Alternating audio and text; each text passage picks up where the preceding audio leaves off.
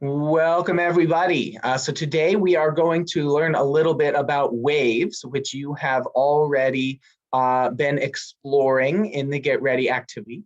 In particular, you saw a couple of different kinds of waves, and I put that in quotation marks here because there's a subtle difference between a pulse and a wave that I'll talk a little bit about today. That matters in terms of its distinction, but is easy to mix up the language for. So that's just something to be aware of. So a pulse, which is really what you saw in the videos, is any disturbance in a medium that propagates through that medium. Common examples of waves are the waves on strings that you saw in the video, sound waves that you're hearing now, light is an example of a wave. There are water waves. There's lots of examples of this that show up in our everyday experience. And a wave is just a repeating pulse. It's something that happens over and over again.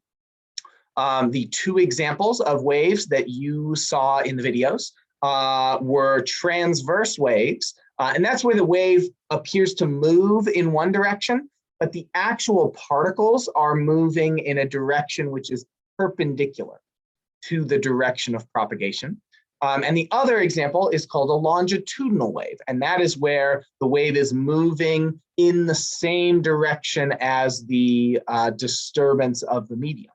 A really common example of longitudinal waves is sound waves, because the little air molecules are actually doing this as they move from me to my microphone. Whereas something like the waves on a string are usually the string is kind of doing this, but the wave is moving that way. So that's an example of the difference between longitudinal waves and transverse waves. Basically, most waves tend to be created by oscillating objects. That's why we cover waves right after we have talked about oscillations.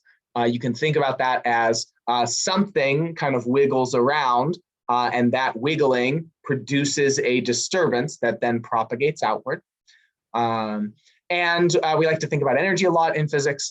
Energy in waves can actually be transferred without the net motion moving. So you think about the air in the room. The air in the room after I talk is pretty much the same as the air in the room before I talk. It hasn't moved anywhere, but it has carried energy from one place to another.